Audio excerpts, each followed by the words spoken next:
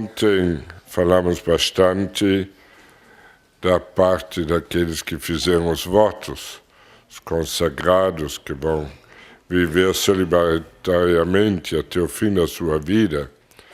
E talvez os casais podem ter um pouco de ciúme, pensar em nós, como fica nós. Mas vocês também têm a mesma vocação à santidade, que une nós na família, todos, esta vocação. Uns se santificam por amor em profundidade, duas pessoas, dia e noite, com todas as alegrias, tristezas, saúde e doença, com as dificuldades, a diferença, sempre recomeçar, sempre recomeçar. E assim vão se santificando. Isto é um caminho a dois, a santidade. Depois, se eu penso os mães e os pais que cuidam dos filhos, é preciso muito amor. Então, é um caminho à santidade. Quem escolheu o caminho ao celibato quer ficar aberto para amar todos. Então, não se apoia numa pessoa, não se prende uma pessoa, mas se abre para todos. E sempre luta para essa abertura de amar todos. E todos iguais. Ser universal, ser realmente livre para passar pelo mundo e amando todos. São duas estradas diferentes, mas com a mesma finalidade. E se custa, seja um caminho ou outro, custa, é uma chance para se santificar. A santificação não acontece ficando na vida boa. Ela acontece na renúncia. E a renúncia de algo que é grande, que é bonito, que é importante. Algo que parece-nos ter um valor muito grande. Renunciando, e que podemos renunciar? Sempre algo humano, algo que é nosso. Podemos renunciar à nossa capacidade, por exemplo, de gerar vida, ou renunciar, os pais vários renunciaram a esta viagem por causa dos filhos. É uma renúncia. Ou não podiam os dois, então veio o seu marido, a esposa ficou, e cada um renunciou a algo. Mas tudo que nós podemos renunciar é sempre algo humano. Podemos renunciar a algo que faz parte da nossa vida, da nossa história, e que a gente encontra é algo divino. Se eu renuncio a alguma coisa humana, e por amor a Deus eu digo, eu vou renunciar, Deus me dá a sua presença, é divino. Então, quase como uma troca. Eu dou uma coisa que não tem muito valor e recebe algo que vale mais. Só quem realmente vive radicalmente a sua vocação consegue fazer esta experiência de receber o divino e se encontra no íntimo com o divino. Eu muitas vezes me perguntei como São Francisco era capaz, em poucos anos, de gerar tanta vida. Poucos anos ele viveu e tantos seguiam a ele. Como é possível? Um carisma tão forte. Qual é o segredo? Ele não tinha nem as comunicações que nós temos. Televisão, nem microfone, nem carro, nada, nem internet. Mas tantos seguiam a ele. Sem dúvida, ele renunciou tudo. Renunciou tudo. Até a sua saúde. Tudo, dinheiro, tudo. Ele queria ter nada. Ele sempre dizia, eu sou nada, e Deus é tudo. Então, este renunciar, ele permitia que Deus se tornasse tudo na vida dele. E onde ele andava, andava quem? Próprio Jesus, que estava nele. E os outros ficaram atraídos por Jesus. Jesus atrai, também hoje. E se nós conseguirmos, cada um no seu jeito, no seu lugar, conseguirmos deixar um pouquinho ao lado nosso eu, e renunciamos às coisas deste mundo e queremos ter esse espaço para Deus, faz parte da nossa história, então ele entra e onde nós andamos, ele está junto. E os outros percebem. E muitos vão te dizer, eu também quero viver assim. Por quê? Porque você é feliz. Você tem algo que o outro não tem. Você dá àquele que ele não tem.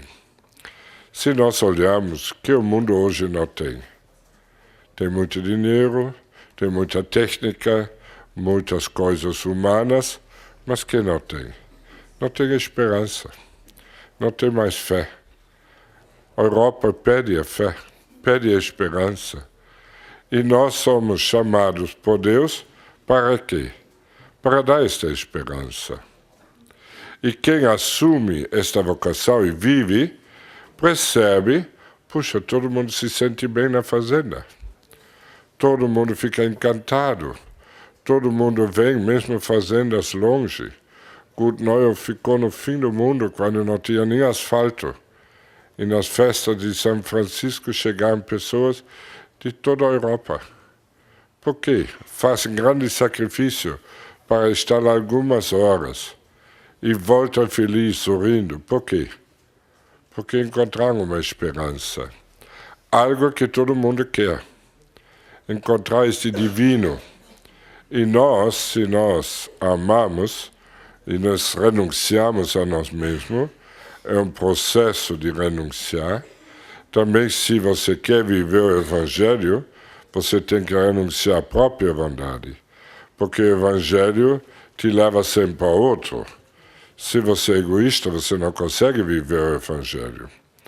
Porque o Evangelho, do início até o fim, fala do amor, fala do outro, que você deve dar vida pelo outro, perdoar o outro, recomeçar sempre, até amar os inimigos.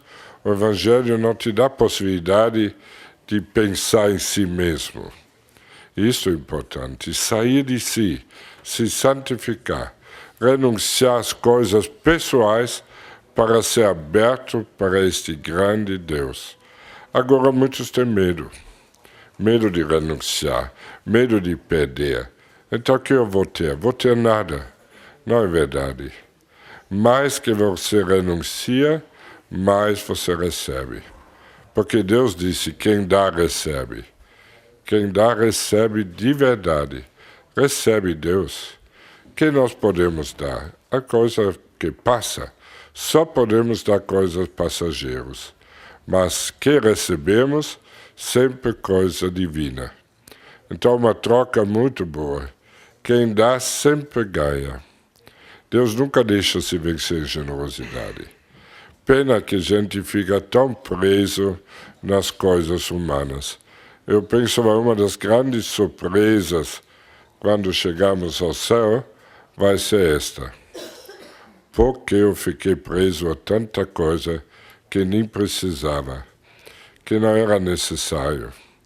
Quantas pessoas, às vezes, anos e anos, não dão o braço para torcer para perdoar o outro. Anos e anos. E que valor tem? Mas o outro me fez mal. Tudo bem. Coisa humana. Que ele fez mal, te roubou, ou falou mal de você, tudo isso é humano. Mas no momento que você renuncia a isto e ama e perdoa, você recebe Deus. E você vai caminhar a santidade. O que significa se tornar santo? Se tornar outro Jesus. Para mim é muito claro, nós temos só uma vida. Uma vida, isso passa rápido. Saímos da luz, sujamos nossa vida com as coisas humanas, mas temos a chance de limpar e voltar para a luz.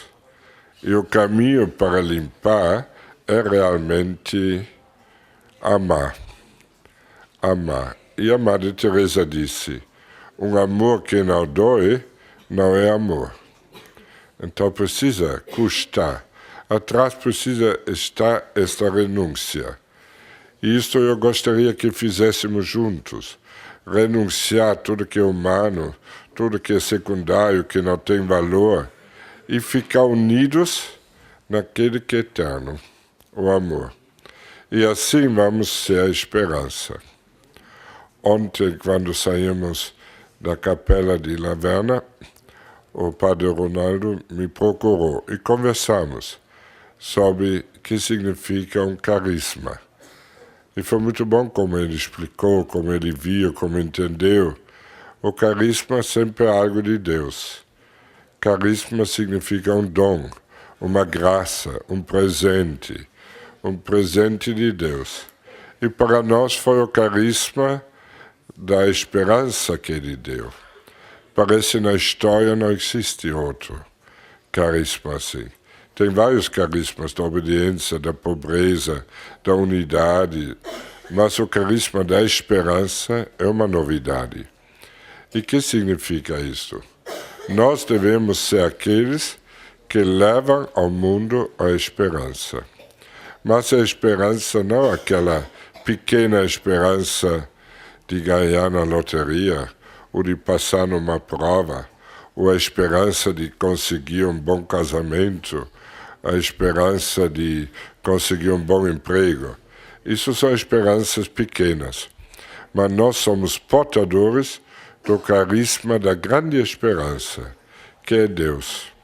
Devemos dar ao mundo Deus. E só pode dar quem tem. Então nós precisamos desta esperança dentro de nós. Para a nossa esperança tem que ser uma certeza que Deus existe. E essa certeza você ganha se você vive o Evangelho, se vive o amor. Porque mais que você vive, mais que você renuncia, mais que você dá espaço para Deus, mais você ganha Deus. E com Ele ganha a esperança. E aquele que você tem, você pode dar para os outros. Não adianta, se você não tem esta experiência concreta, você pode falar do nosso carisma, mas não toca aos outros. Contrário, provoca talvez até nojo ou rejeição.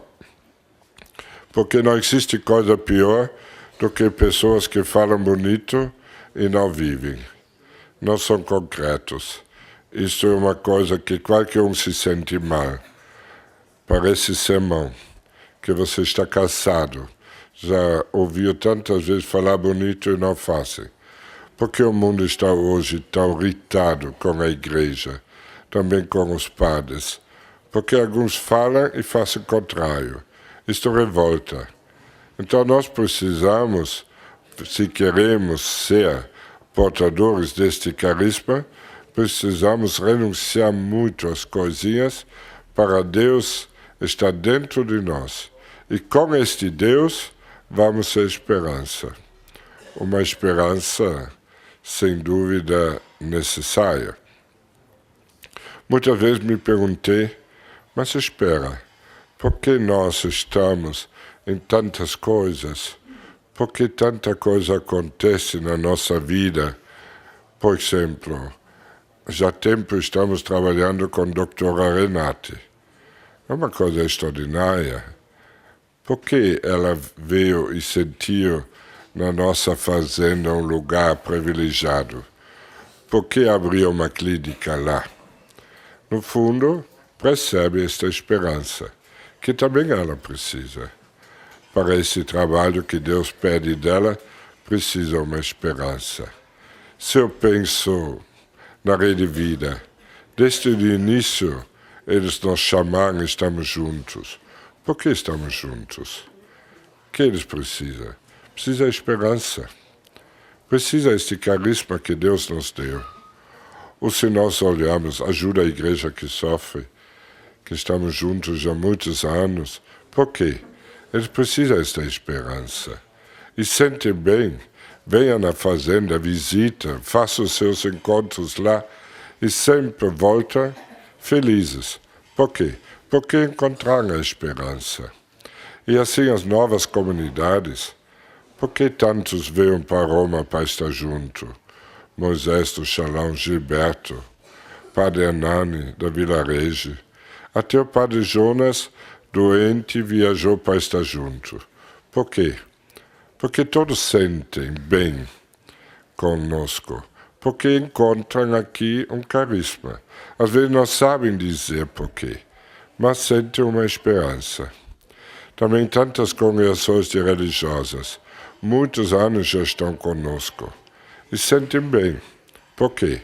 Porque tem algo que todo mundo quer, esperança. Mas aqui encontram o carisma, encontram realmente este presente de Deus para a humanidade. Quando Deus dá um carisma, dá algumas pessoas, Ele escolhe quem Ele quer. E é difícil entender esta escolha, porque a gente sempre se sente incapaz, se sente pecador diante da grandeza de Deus. Isso não tem dúvida. E Ele escolheu todos nós. E se cada um pensa na sua história, talvez comece a tremer na base.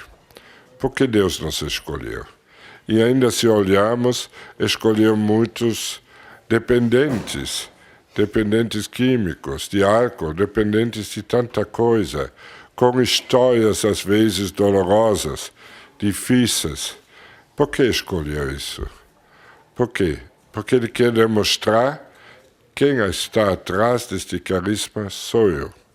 Não pensa jamais que alguém é portador, ou que criou o carisma. Somos portadores, devemos levar para frente. Deus nos escolheu, mas jamais podemos imaginar ou sonhar que nós fizemos. Foi Ele que nos escolheu e junto com nós está fazendo. Então, cada hora podemos contar com Ele. Se eu olho para a providência que nossa obra tem, é uma coisa inacreditável, uma coisa impressionante.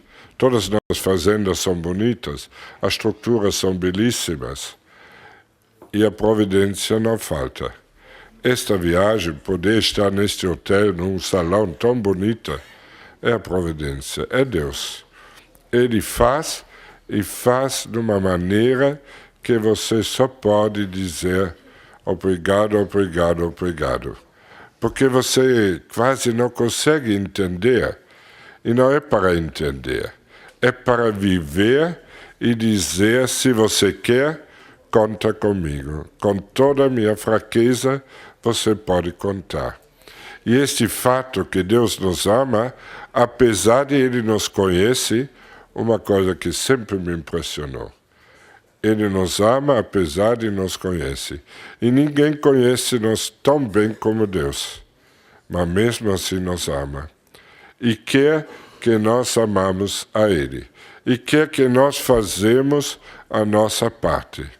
Então devemos sempre mais criar consciência para que Deus nos escolheu. E deixar no lado as coisas, vamos dizer, burocráticas. Alguns se perguntaram esses dias de que maneira eu faço parte da família. De que jeito? Eu não sei se sou interno, sou voluntário, sou embaixador da esperança. No fundo, não importa. Importa que você faz parte de um carisma. Significa onde você está, com teu jeito, tua capacidade, teu modo de ser, com todos os teus pecados, você pode e deve dar esperança ao mundo. Eu fiquei muito contente esses dias de ver a diversidade que nós somos. Quando eu olho para esse salão, eu vejo de tantos grupos diferentes, tarefas diferentes. Aqueles que vivem dentro da fazenda, aqueles que vivem fora, até as irmãs que vivem na clausura, outros que vivem no convento, empresários, pessoas da comunicação, políticos, estava conosco a deputada, os padres, tantos grupos diferentes, com tarefas diferentes, numa diversidade tremenda, países diferentes, culturas, histórias. Isso não é bonito? Isto demonstra que se trata de um carisma, porque o carisma é sempre para todo mundo. Deus não dá um carisma como da esperança para um grupo, drogados. É muito pouco. Ele começa num lugar histórico, foi no meio dos drogados, naquela esquina, naquela igreja, naquela cidade, mas depois se espalha para o mundo inteiro. E nós devemos juntos ser abertos para todos. Não podemos ficar pensando só em nós. Alguns dizem esses dias, Frei, eu não conheço mais todo mundo. Eu disse, graças a Deus. É um sinal que a família cresceu.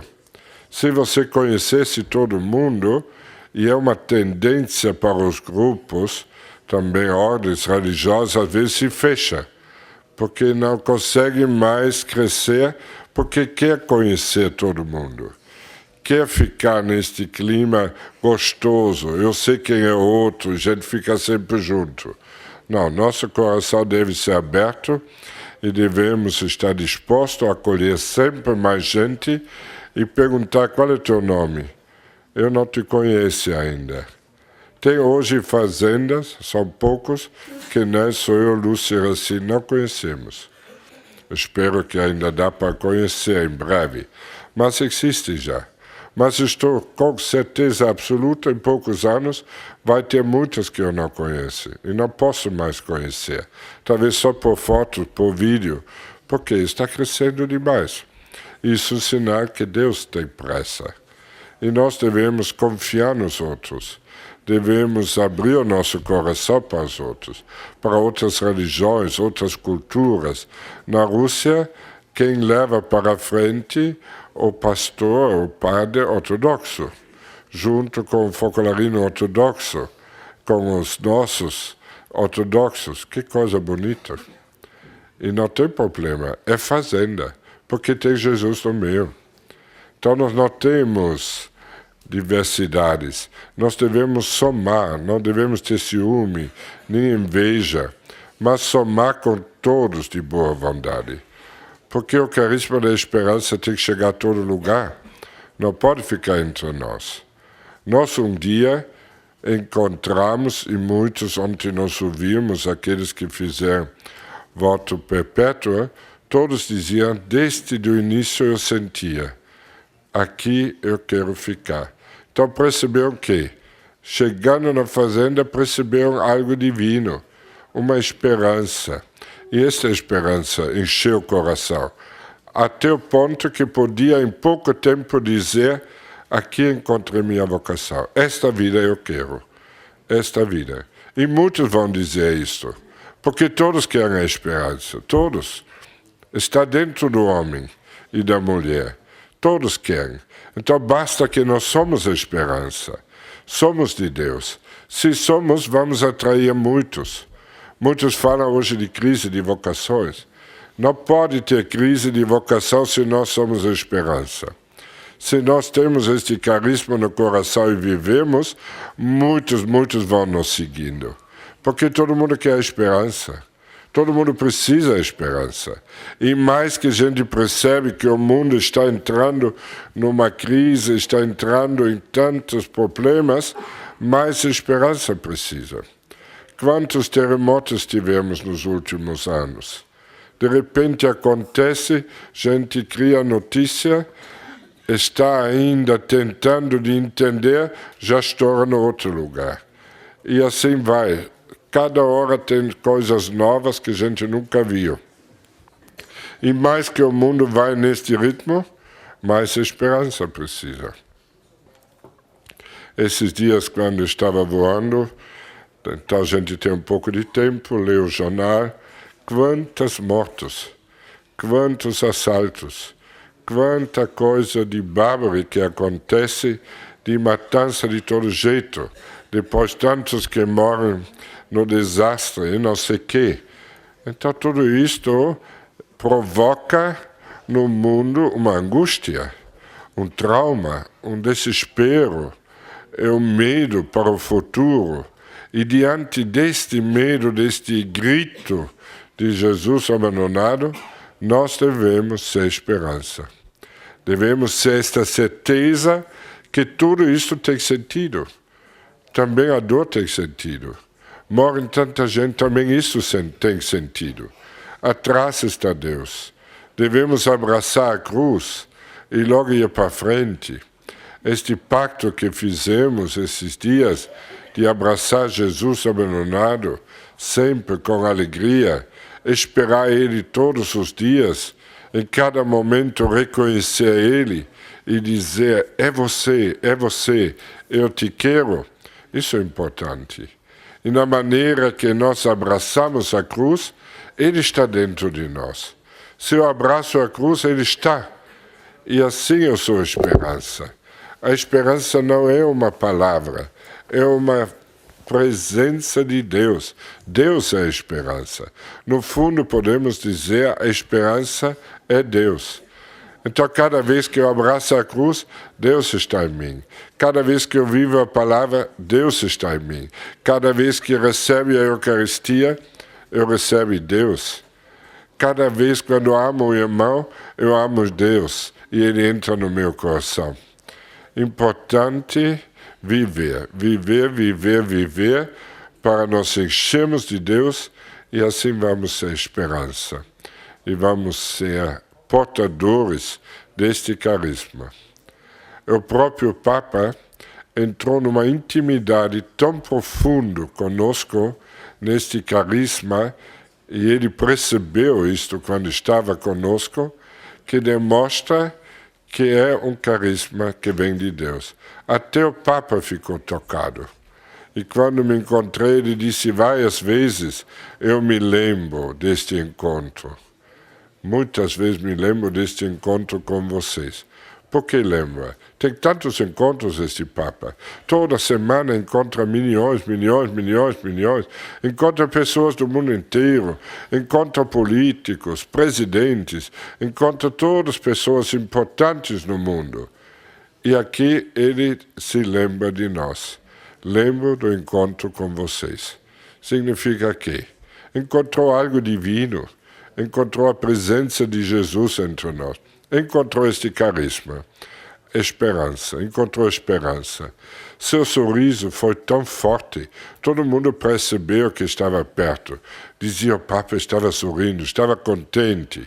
Claro, encontrou Deus em nós, este carisma, esta esperança. Então, não sei se vocês percebem, Deus nos chamou para algo grande. E não temos mais tempo para chorar do nosso passado. Mesmo se foi ruim, isso não importa. Devemos ir para frente com esta certeza. Deus nos escolheu e nós devemos ser a presença de Deus no mundo de hoje. Devemos ser embaixadores da esperança. Deu para entender? Então vamos juntos, né?